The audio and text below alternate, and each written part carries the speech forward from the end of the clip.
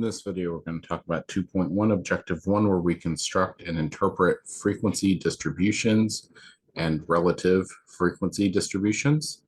I've got my TI-84 calculator out here to help me with some of the calculations that we're going to be doing here in a little bit. So first, let's ask, what are some of the benefits of representing data sets using frequency distributions? What are some benefits of using graphs of frequency distributions? So first, what are some benefits of representing data sets using frequency distributions? Organizing the data into a frequency distribution can make patterns within the data more evident. And what are some benefits of using graphs of frequency distributions? It can be easier to identify patterns of data of a data set by looking at a graph of a frequency distribution. We'll talk about what some of those patterns are, but you can see if it's skewed or if it's symmetric, and does it look normal? Does it look uniform? Those types of things. What is the difference between relative frequency and cumulative frequency? Relative frequency of a class is the percentage of the data that falls in that class, while cumulative frequency of a class is the sum of the frequencies of that class in all previous classes. That's A.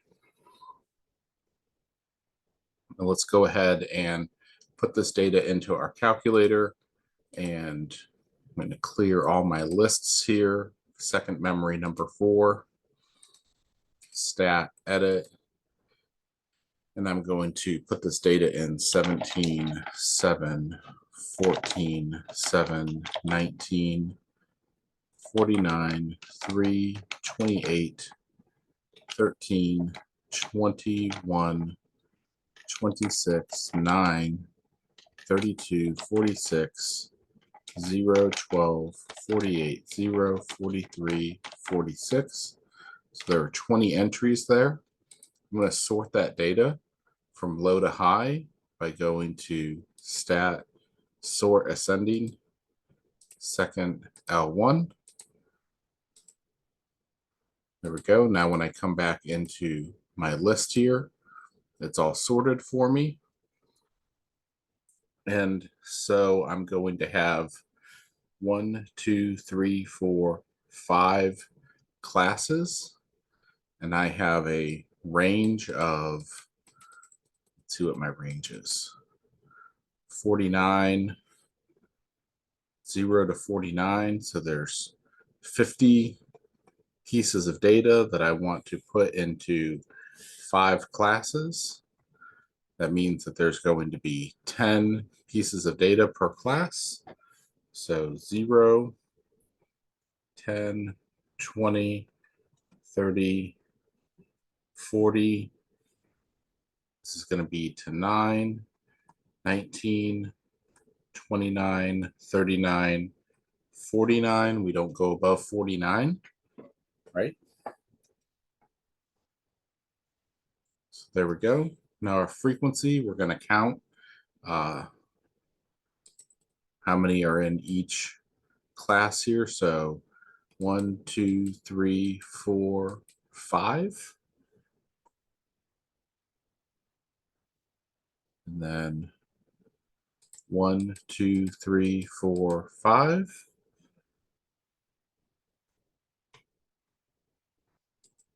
One, 2, 3, 3. Then 1, 2, just 1 there. And 1, 2, 3, 4, 5.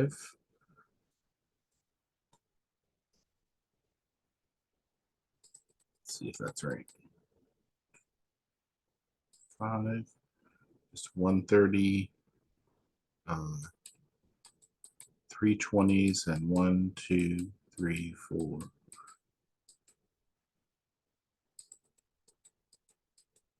5 10s and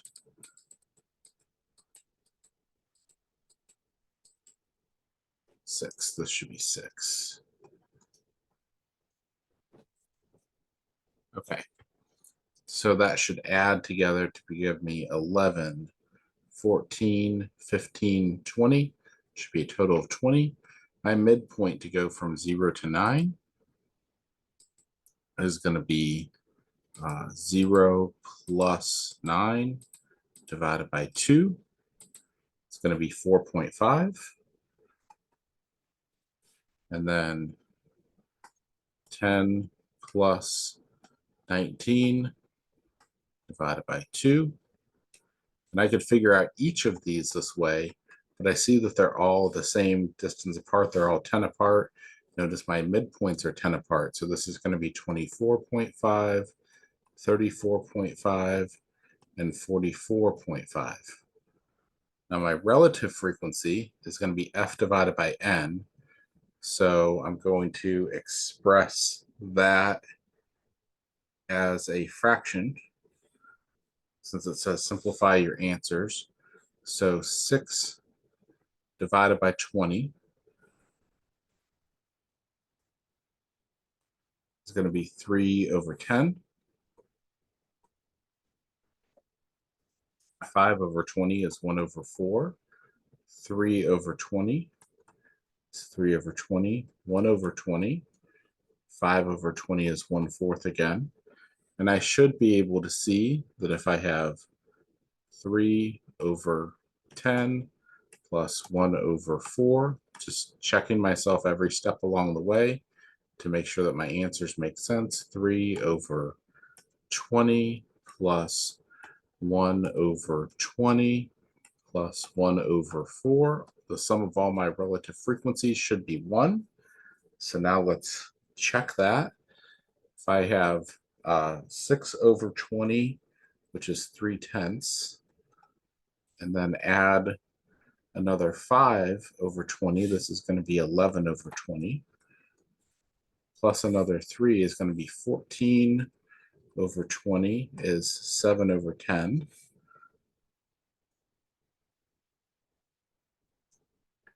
And then add another 1 is going to be 15 over 20 is going to be 3/4. And then 1/4, and then 15 plus 5 is going to be 20 over 20 is going to give me 1. So class with the greatest frequency is from 0 to 9.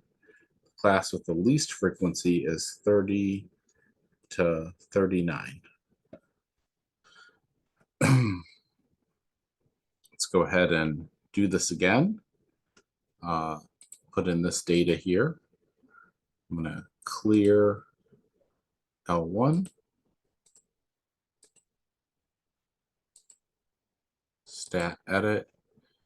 Put in 415, 198, 486, 168, 369, 501, 204, 170, 304, 167, 196, 121, 61, 100, 40, 222, 302, 176, 214, 280, 206, 262, 419, 278, 115, 466, 465, 488, 211. That's 29 pieces of data. Let's make sure I didn't miss anything. 1, 2, 3, 4, 5, 6, 7, 8, 9, 10, 11, 12, 13, 14, 15, 16, 17, 18, 19, 20, 21, 22, 23, 24, 25, 26, 27, 28, 29. That's correct. That's 29 pieces of data that I have there. I'm going to sort them.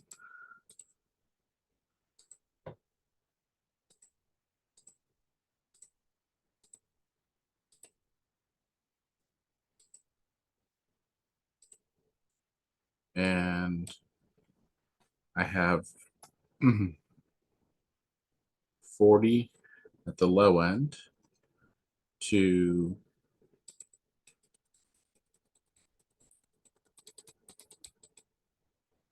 501 at the upper end. And I need to make sure to include that 501, so I can't stop at 500, for instance.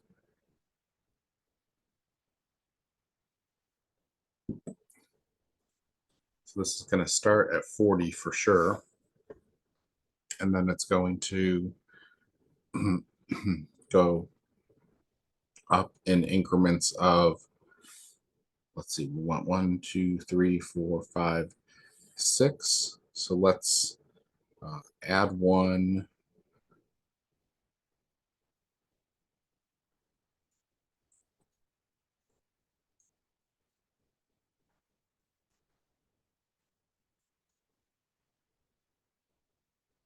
Let's try this. 501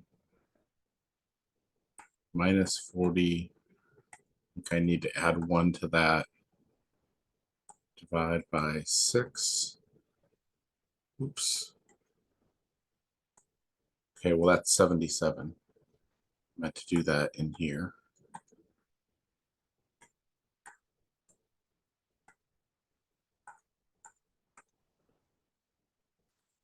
So let's let my class width be 77. That's going to be 117. That's going to be 194. And that's going to be 194 plus 77 is going to be 271. Plus 77 is going to be 348. Plus 77. It's going to give me 425. Then this is 116. 116 plus 77 is 193. Plus 77 is 270. Plus 77 is 347. Plus 77 is 424. Plus 77 is 501, and that's perfect. It ends right there. So stat edit. And I'm going to see the numbers that I have between 40 and 116. 1, 2, 3, 4 of them. And then between 117 and 193. 1, 2, 3, 4, 5 of them. And then between 194 and 270. 1, 2, 3, 4, 5, 6, 7, 8, 8. Between 271 and 347. 1, 2, 3, 4, 4. Between 348 and 424. 1, 2, 3, 3. And between 325 and 501. 1, 2, 3, 4, 5. Now let's check and make sure that everything adds up. So 4 plus 5 plus 8 plus 4 plus 3 plus 5 should give me 29. That's right. Okay, so now let's find my midpoints. 40 plus 116 divided by 2 is going to give me 78. And then I should have a distance of 77 to my next midpoint. Should be 155 plus 77. Should give me 232 plus 77. Should give me 309 plus 77. Should give me 386 plus 77. Should give me 463. Now my relative frequency is going to be 4 over 29, 5 over 29, 8 over 29, 4 over 29, 3 over 29, 5 over 29.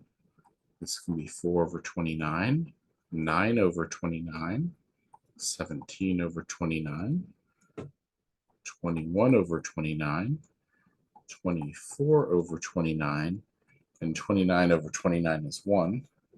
Class with the greatest frequency is from 194 to 270. Class with the least frequency is from 348 to 424. So 8 was my greatest frequency and 3 was my least frequency. And that's it. So we'll come back next time and talk about 2.1 Objective 2.